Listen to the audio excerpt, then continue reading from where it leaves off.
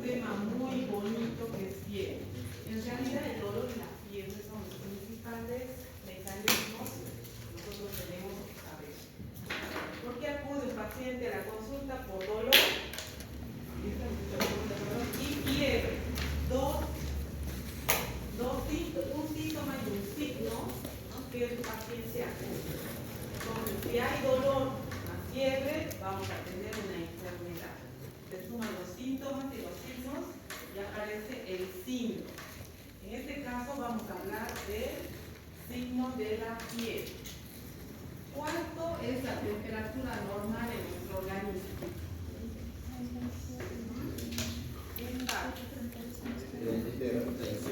A ver, ¿quién da más? 37. 37. ¿Quién dice más? ¿Quién dice menos?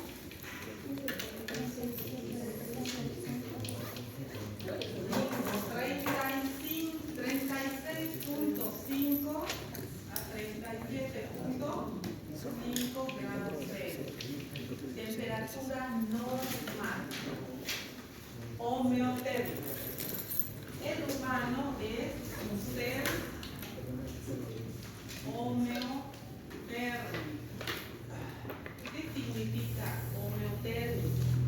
Significa que nosotros tenemos un equilibrio de la temperatura entre 36.5 y 37.5. ¿Y de qué depende este equilibrio? Este equilibrio depende de la termorregulación. Y la termorregulación es la homeostasis de la temperatura entre la producción de calor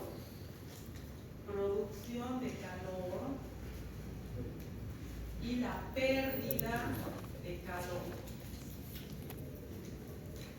Entonces, su función es que esto esté en equilibrio. Pérdida de calor y producción de calor. ¿Cuándo nosotros producimos calor? Ejemplos de producción de calor. Cuando estamos exaltados. Muy bien, muy bien. ¿Qué fue más? A ver.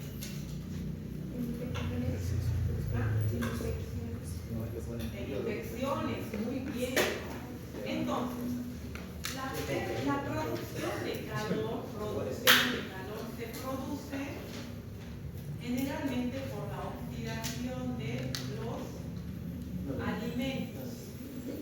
Por ejemplo, si yo consumo en este momento esos alimentos termogénicos, por ejemplo, el batido de huevos revueltos, sobre todo las proteínas, carne, pescado, pollo, voy a sentir que me hace calor, es más, voy a empezar a transpirar.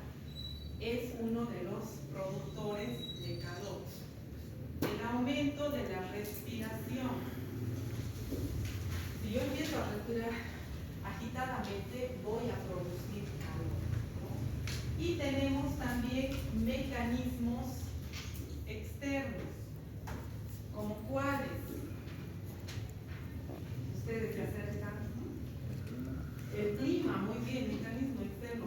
Si hace calor, ustedes van a prender los ventiladores y su temperatura va a subir. Pero no porque tengan fiebre, sino porque el ambiente está caliente, ¿no? Entonces ustedes automáticamente prenden el ventilador, y empieza a ventilar, ¿no? Entonces nosotros nos refrescamos. Mecanismos externos, climas cálidos, cerca de una fogata, vamos a empezar a transpirar y sentir calor. Estos son los mecanismos externos de producción de calor. ¿Y cuáles son los de pérdida de calor? ¿Cómo perdemos calor?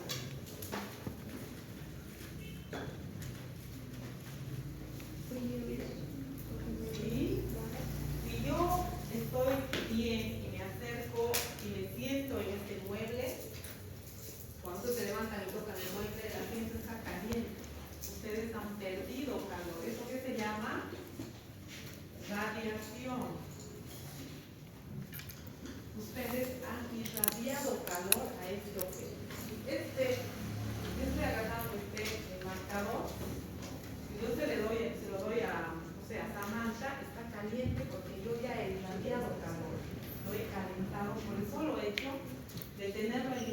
sea, he perdido calor.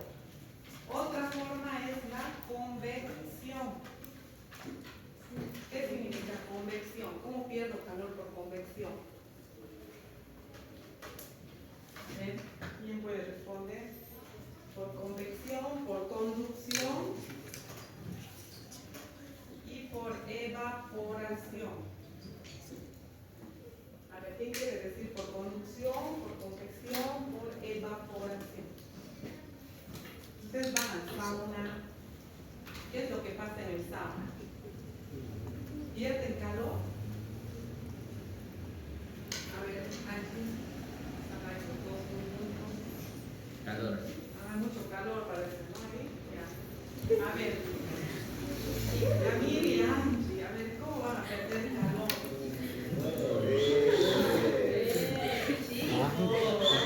Es mi prima.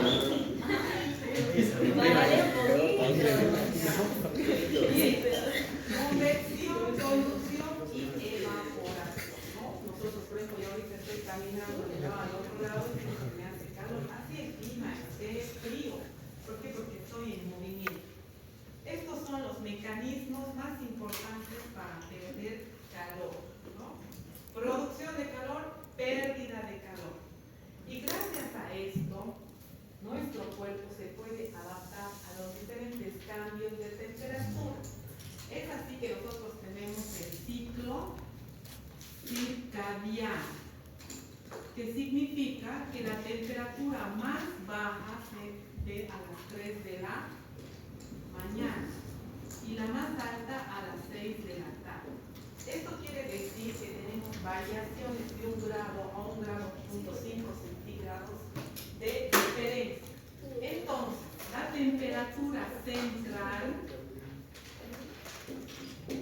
nunca varía. Se mantiene estable siempre la temperatura central, pero la temperatura periférica tiene variaciones de acuerdo al clima y al lugar. Por ejemplo, temperatura periférica de las extremidades de la piel se va a adecuar de acuerdo al clima. Como hemos dicho, si está haciendo un clima cálido, vamos a estar calientes. Si es un clima frío, vamos a estar resguardados por bajo temperatura. Entonces, la temperatura central nunca va a variar. 36.5 a 37.5. Una media de 37 grados a nivel central.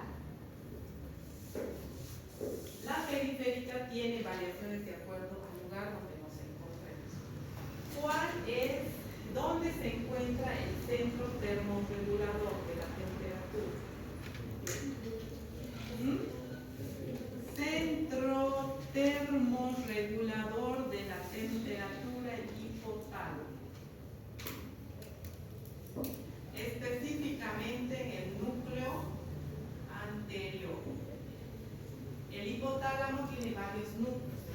Desde la fiebre, el regulador de la temperatura es el núcleo anterior del hipotálamo. ¿Y en qué consiste? En que el ser humano tiene que tener un equilibrio, porque si aumenta la temperatura va a producir, siempre en fiebre, va a haber alteraciones a nivel del metabolismo celular. Imagínense que suba la temperatura de 37, 38 grados, 39, 40 grados, no paramos esa fiebre, vamos a tener una alteración a nivel del metabolismo celular. Y la célula se puede producir apoptosis. ¿Qué era la apoptosis? Muy bien. Entonces, cuando hablamos de fiebre, mayor de 38 grados, fiebre. Normal de 36.5 a 37.5, fiebre 31 mayor a 38 grados. Es aquí donde nosotros pensamos en diferentes patologías. Puede ser producida por virus, bacterias, hongos, enfermedades autoinmunes, por ejemplo, lupus. Tenemos enfermedades genéticas, tenemos enfermedades inflamatorias, etc., que pueden producir fiebre. En realidad la fiebre, cualquier patología exógena, cualquier cosa exógena puede desencadenar. Y para saber, ya han visto, han tomado punto de eso, ¿no? Bien, y para saber cómo se produce eso, tenemos que hablar de lo que son los pirógenos exógenos. ¿Qué son los pirógenos exógenos? Pirógenos exógenos. Ejemplos de pirógenos exógenos. ¿Qué es un pirógeno exógeno? Pirógeno, producción de fuego, exógeno, externo. Todo lo que es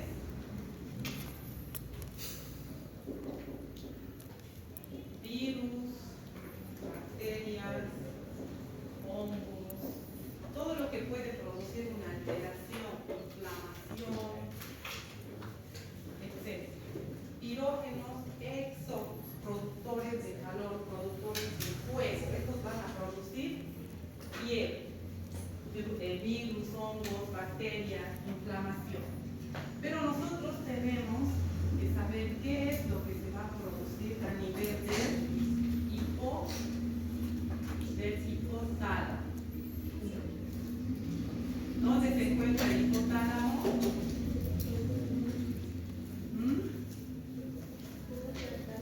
A ver, allá atrás, ¿dónde se encuentra el hipotálamo?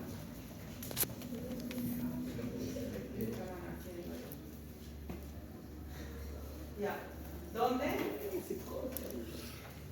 Hipotálamo, a ver, muy bien, debajo del hipotálamo. Tálamo, hipo, ¿no ven? Por abajo. Eso tiene que darte cuenta. A ver, ya les he dicho que dividan las palabras, ¿no? Así, hipo abajo, hipo debajo del tálamo. Muy bien. Entonces, nosotros tenemos el hipotálamo, tenemos el núcleo anterior. Entonces, ¿qué se va a producir? Pirógenos exógenos, como por ejemplo los virus, ¿no? Tenemos virus, bacterias, hongos, procesos inflamatorios, y todo esto va a producir citoquinas, va a producir polisacáridos, va a producir reactores, y todo esto que produzca va a hacer que entre a la sangre. Por ejemplo, un resfrío es causado por un virus, una faringitis post-estreptocócica causada por el estreptococo B hemolítico del grupo A. Un hongo, por ejemplo, a ver, ejemplo de hongo.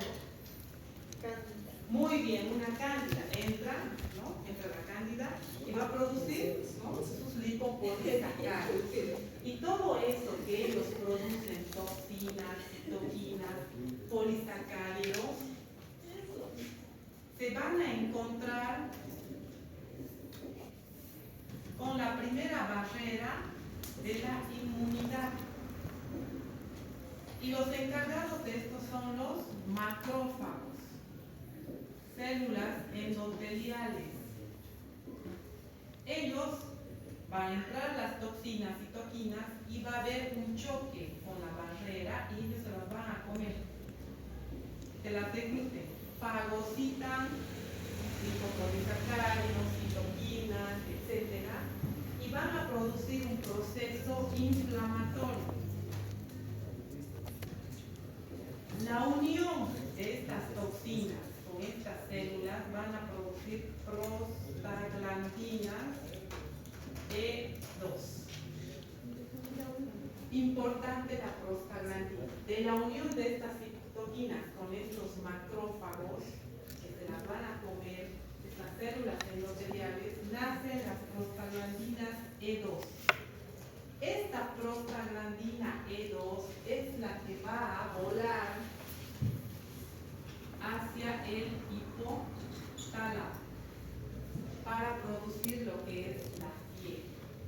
Pero estas prostaglandinas llegan a una zona que rodea el hipotálamo. Vamos a poner. Que se llama, es una conglomeración de vasos sanguíneos. Es el lugar de la lesión preoperativa.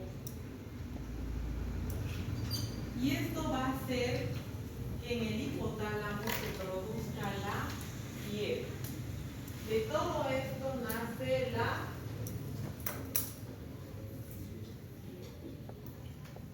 es de esta manera que nosotros vamos a tener temperaturas a nivel del hipotálamo mayores de 38 grados.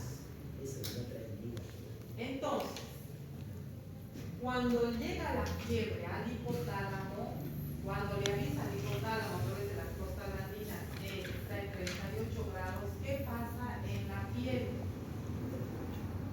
Para contrarrestar esta temperatura elevada se va a producir una vasoconstricción.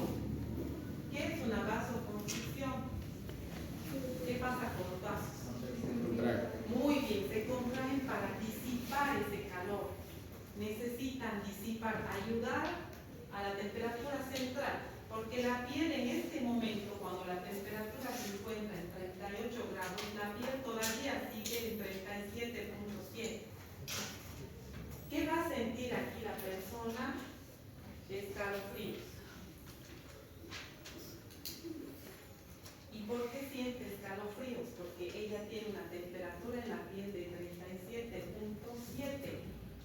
Entonces es una temperatura más baja a lo que ya está la temperatura en la temperatura central del hipotálamo de 38 grados, por eso siente frío. Ustedes se preguntan, le toman la temperatura, no sé, la temperatura óptica, ¿no? Y las rectales, que son las más confiables. Y el termómetro les indica que la temperatura está en 38 grados. Pero ese niño, esa persona siente frío, quiere que le tapen, que le abriguen, esa tendrá que castañar los dientes. Entonces, ¿por qué? Si tiene una temperatura de 38 grados, quiere que le abriguen. Por esta razón. Porque todavía la piel se encuentra en 37.7 por la vasoconstricción, necesita disipar ese calor para ayudar a la temperatura de 38. Si los escalofríos, la vasoconstricción no es suficiente para mantener esta temperatura, es cuando sube y llega a igualarse a la temperatura central de 38 grados, o sea que todo el cuerpo está caliente, ¿no? Entonces es ahí donde empieza la igualdad de la temperatura tanto central como la periférica, y es cuando el paciente empieza a transpirar, a retirar su abrigo, ¿no? Y necesita obviamente de un antipirético. Entonces, cuando ya estamos en fiebre, cuando ya estamos con fiebre, se va a producir unos mecanismos para ayudar a disipar el calor. ¿Cuáles creen que son esos mecanismos para bajar la fiebre que tiene el propio organismo? Muy bien, sudor, perfecto. ¿Qué más? ¿Qué más? Sudor, perfecto. ¿Por qué se va? Se va a empezar a producir sudor. Aquí vamos a poner sudor. ¿Qué más? ¿Qué más creen que se produce en el organismo para hacer? Muy bien. Sed. Pues vamos a explicar por qué. ¿Qué más? Ustedes han tenido fiebre. ¿Qué más? Sueño. Sueño, perfecto. Sueño. ¿Qué pasa en el corazón? Cuando ustedes tienen fiebre, ¿se han tocado el pulso?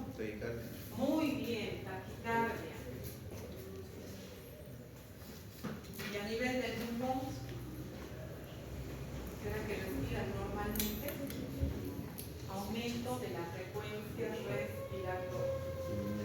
La frecuencia respiratoria, hiperventilación. Empieza la persona a agitarse. ¿Por qué? Porque necesita ayudar al organismo a perder calor. Ustedes saben que empieza a transpirar, es un reflejo vasomotor que se produce con la vasoconstricción. Se va a producir la liberación de receptores que van a disipar este calor. Y esa es la forma en que uno empieza a transpirar. La sed, porque va a haber. ¿Por qué se produce la sed? Con la pérdida de qué? Con la pérdida de líquido.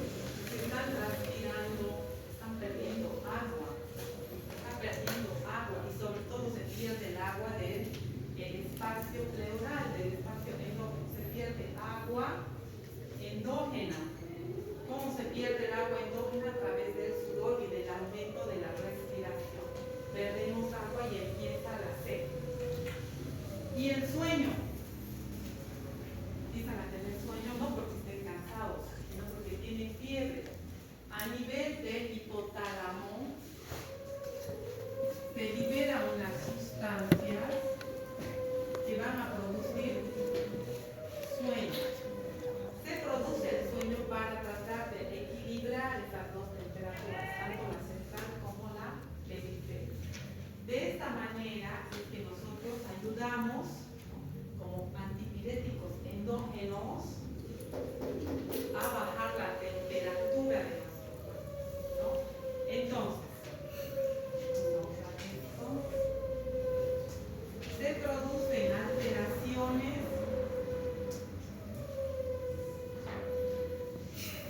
a nivel de los pulmones con aumento de la frecuencia respiratoria, a nivel del corazón con aumento de la frecuencia cardíaca, va a haber aumento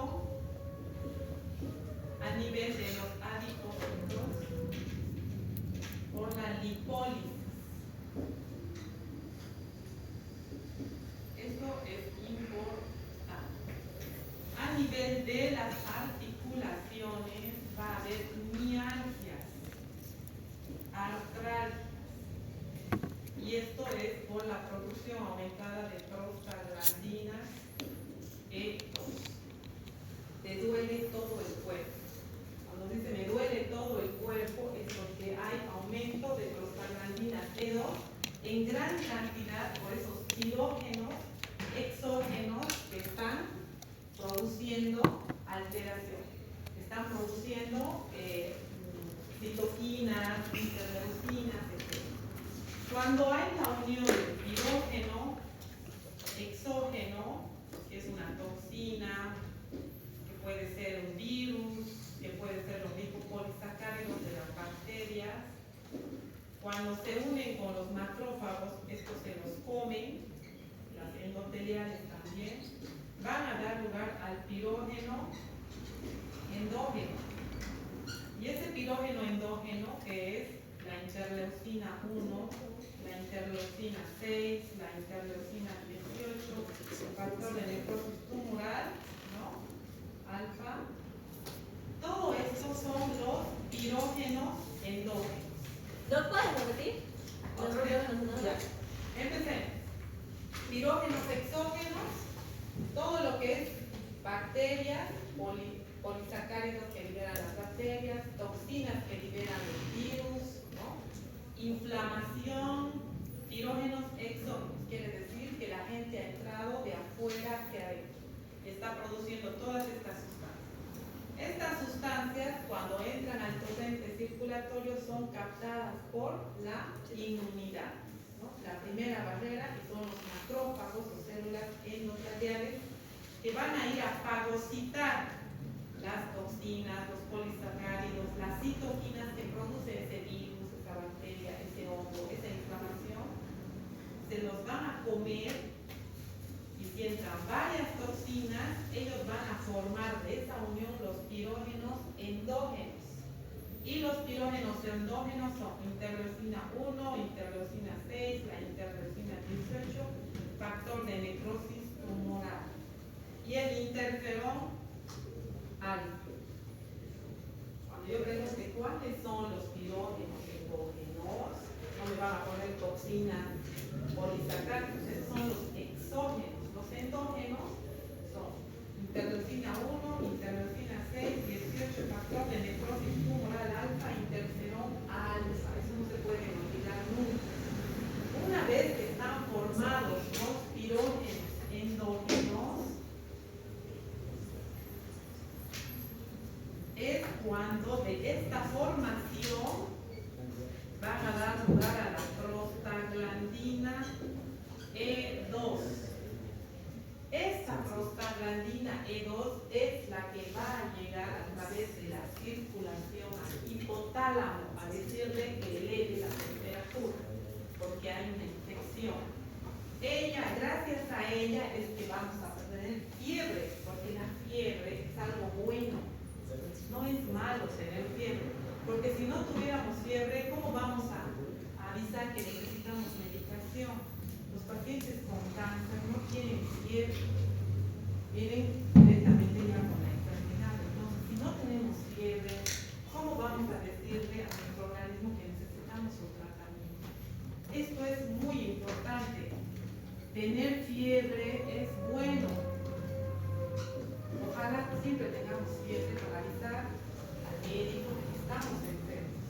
Si hubiera una alteración a nivel del hipotálamo, algún traumatismo, no tuviéramos fiebre, ¿cómo vamos a hacer? Vamos a determinar la enfermedad cuando ya no haya nada que hacer. Muy bien. La prostaglandina E es la que va a llegar a través de unas vías de la circulación al hipotálamo y se va a mezclar con una irrigación de vasos sanguíneos. Y es aquí donde ellos van a dar la información de la elevación de la temperatura. ¿Y cuál es la respuesta? Aumento de la frecuencia cardíaca, aumento de la frecuencia respiratoria. ¿Qué más hemos dicho? ¿Qué más? Sed, sueño, vasoconstricción, que es el escalofrío. Vamos a tener ¿qué cosa? Dolor articular, mialgias artrales, dolor de todo el cuerpo. Quiere decir que esa es la respuesta.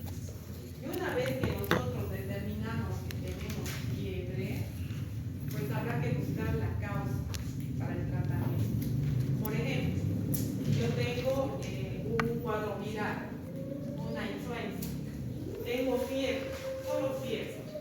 Posteriormente ya vendrá la rinorrea, tos, ¿no? ¿Y cuál es el tratamiento para la fiebre? ¿Cuál es el antipirético por excelencia? Muy bien, paracetamol.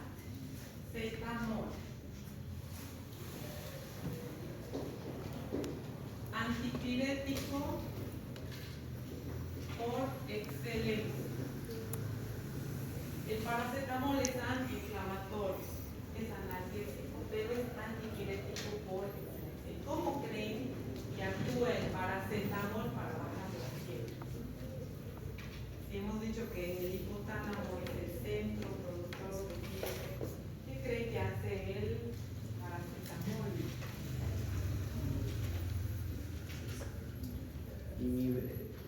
Inhibe qué cosa. La ¿Cuál es? prostaglandina. Prostaglandina E2. Ella tiene una respuesta firme para nosotros. Inhibición de la prostaglandina E2. Va a ir a actuar el paracetamol a nivel del hipotálamo para disminuir esta prostaglandina E2 y no pueda producir baja la temperatura. Pero, ¿por qué yo les digo que es bueno tener fiebre? La fiebre se controla sobre todo en los niños menores de 5 años y en los ancianos con las convulsiones. Pero en realidad no se debería bajar la fiebre. ¿Por qué? ¿Por qué creen? Porque la fiebre ayuda a matar. Muy bien, porque la fiebre ayuda a matar a los mismos microorganismos que la están produciendo.